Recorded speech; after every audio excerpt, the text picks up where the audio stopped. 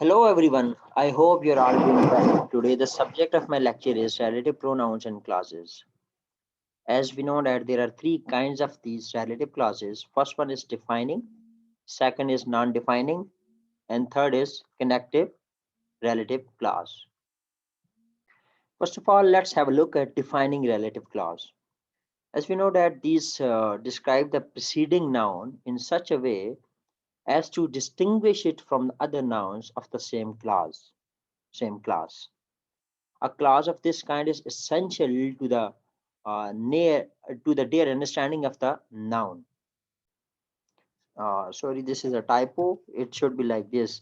A clause of this kind is essential to the clear understanding of the noun. Here, as the first point is that these defining clauses they describe the preceding noun in such a way as to distinguish it from the other nouns. This is the preceding noun, right? And this is the defining relative clause. So this preceding they describe this preceding noun in such a way that they distinguish it from other nouns of the same class. For example, here let's have a look at the example. The man who told me this refused to give me his name. Here the man is the preceding noun, all right, and this who told me this is the relative clause here.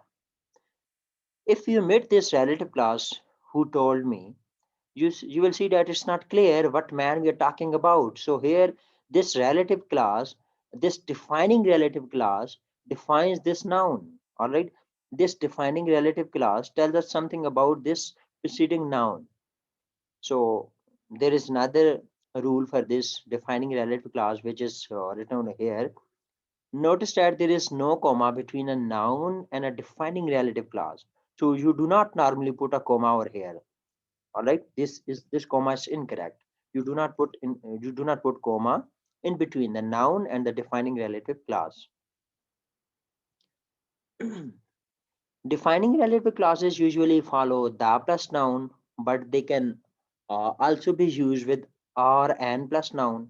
Plural nouns without the and pronouns, all, none, anybody, somebody, etc. And those they it can be used with the plus noun, and it can be used with or and plus noun, and it can be used with all, none, anybody, somebody, etc. All right. Clauses following a and plus noun, plural nouns without the and somebody, someone, etc. They define their noun or pronoun only indirectly. The noun or pronoun in these classes, in these cases, is usually the object of a verb or a preposition. So here, they the clauses following a and plus noun, plural nouns without the etc. or somebody, someone, etc. They too define these classes. They do define the noun or pronoun, but indirectly. For example, I met someone who said he knew you. So here you can see that I met someone who said this who said he knew you. This is defining relative clause, and some it is defining someone. All right, it is telling us something about someone. Next is the book is about a girl who falls in love with blah blah blah. Next, so and so forth. So this book is about a girl, and here a girl is a noun, a preceding noun, and it is being explained or defined by another relative clause, another defining relative clause. That is who falls in love. This clause is a defining relative clause, and this is describing or defining this noun. Sometimes these clauses are separated from their noun or pronoun by a word or phrase. All right, so we normally sometimes put a word or a phrase to separate them from their noun or pronoun. For example, there is a man here who wants. So there is a man here. So this word is separating this relative clause who wants from the noun a man. All right, a man is a noun and who wants is a relative clause, so they are being separated by here. I saw something in the paper which would interest you. So I saw something in the paper. Here this is a clause, this is a phrase which is separating or which separates a noun or a pronoun here, something from a relative clause which would interest you.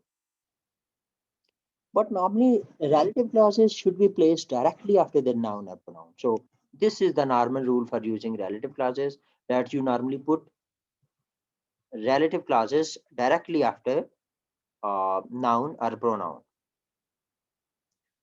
For example, the nice, this is a noun, and that he made woke everybody up. This, the nice is a noun, and this that he made is a relative clause. All right. So we immediately put relative clause after noun and pronoun. She was annoyed by something that I had said. This something is a noun, is a pronoun or a noun, all right? And that I said, this that is a relative defining relative clause. So you normally put defining relative clause immediately after noun and pronoun. Let's move our attentions toward the third slide. In this slide, we will discuss relative pronouns used in defining relative clauses. First of all, let's have a look at the table. The forms are as follows. For persons, subject, object, possessive, these are the headings. And for persons, we use who as a subject and whom and who as object as well. And in possessive case, we use whose or that. So here, I'm sorry, this that should be here and this that should be here. All right. And for persons, we also use that as subject, and we also use that as object as well. This that should be moved over here. All right. This is a typing mistake. And for things, we use which as subject and which as object and whose or of which as possessive. And for things, we also use that as subject and that as object as well. Again, this that should be here and this that should be here. All right. This is a typing mistake. Let's have a look at the examples. Defining relative clauses, persons. Subject, who, or that. All right. First of all, we are going to touch upon the examples of subject and object. All right. Or you can say subject and object. Who or that as subject and object in defining relative clauses. Here, subject. What are the subject for persons? Subject for persons are who, all right, and that as well, as we have seen in the table above. Who is normally used? The man who robbed you has been arrested. This who is subject here, all right. The girls who serve in the shop are the owner's daughters. The girls who serve in the shop. This who is a defining relative clause, and it defines the girls, and there who defines the man. Only those who had booked in advance were allowed in. Would anyone who saw the accident please get in touch with the police? All right. So here, who is being used as a subject, but that is a possible alternative after all, everyone, everybody, no one, nobody, and those. Everyone who or that knew him liked him. All right. So here, that is an alternative for who. You can use either who or that as well. Normally, you use that after all, everyone, etc. Nobody who watched the match will ever forget it. You can also say it, nobody that watched the match will ever forget it. Now, next example is object of a verb. Here we use whom or who or that as object of a word. First of all, we discuss this thing for persons. For person, we use who as subject and we also use that as subject. Now we will discuss object, and for object for persons, and for object we use whom or who or that as well. Of course, this that should be here. The object form is whom, but this is considered very formal. In spoken English, we normally use who or that being more usual than who. And it is still more common to omit the object pronoun altogether. All right. When you use whom, it's a very formal, and you normally use who as well, and sometimes that as well, and sometimes you can also omit these pronoun altogether. For example, the man whom I saw told me to come back today. This is a formal grammatical sentence, and you can also write it like this or say it like this: the man who I saw, or the man that I saw. Of course, who I saw or that I saw, they are informal. They are normally used in spoken English, and in this form, the man whom I saw told me to come back today. This is formal English. You normally write it in written English and formal English. The man I saw. This is, here you can see that a relative pronoun has been omitted. It's it has been completely omitted. All right, you still it gives the meaning. You can also write it like this in spoken English. You can say it in normal informal English. You can also write it, but in formal English, you normally use whom. Next is the girls whom he implies are always complaining about the pay, or the girls who implies. So again, this is the example which is which is following the same strategy with the same rule which I've already discussed. Number C, with a preposition whom or that. So you can also use them with a preposition when will you will use introduce a class with a preposition. When you're using preposition in a sentence in a class, you um whom and that follow that preposition. Okay. In formal English, the preposition is placed before the relative pronoun. Yes, when you are going to write something in formal English, the preposition is placed before the relative pronoun, which must then be put into the form who. For example, the man to whom I spoke. This is formal English. You normally use preposition before whom in formal English. The man to whom I spoke. But in informal English and spoken English, you do not normally follow this rule. In informal speech, however, it is more usual to move the preposition to the end of the class. All right. In informal English, you move this preposition to the end of the class. Whom then is often replaced by that, but is still more common to omit the relative altogether. You can also omit whom, and you can also replace it with that, and you also have a choice to omit the relative class altogether, completely. All right. The man who or whom I spoke to, this is informal English. All right. The man that I spoke to or the man I spoke to, they are also possible. They are informal English. All right. Similarly, the man from whom I bought it told me to aisle it. Again, this here you are using preposition before whom, and this is formal English. And now you can use it like this as well: the man who or that I bought it from, the man I bought it from, the friend with. Again, these two are informal English, examples of informal English. Again, the friend with whom I was traveling spoke French. This is again formal English, and these other two examples are from informal English. In informal English, normally you will use preposition before whom, and in formal English you will use preposition at the end of the sentence, or you can omit the preposition altogether. Next case is possessive. Possessive, you use whose as possessive. Whose is the only possessive one. For example, people whose ends have been raised can repeat. The film is about a spy whose wife betrays him. Here, whose tell us about a spy, and in this example, whose tell us about people. Defining relative classes things. First of all, we discussed the persons here. In this diagram, you can also see we discussed those pronouns which are used for persons in defining relative classes. Now we will look at those pronouns which are used for things in defining relative classes. For subjects, you use, here you can see in subjects you use which or that as well. Of course, this that should be moved to this place, and this that should be moved to this place. So for subjects, you can use which and that as well, and for objects, you can use again which, and for possessive, you can use whose or of which. Subjects which are that or which is more formal, of course. This is the picture which caused such a sensation, or that caused such a sensation. The stairs which or that lead to the cellar, or rather slippery. So here you can see that which or that are being used as subject in defining relative clauses, and they are used for things. Like picture is a thing, the stairs are things, all right. And you can also use them as object of a verb. which or that, or no relative clause at all as well. For example, the car which or that I heard broke down. All right. Here you are using them.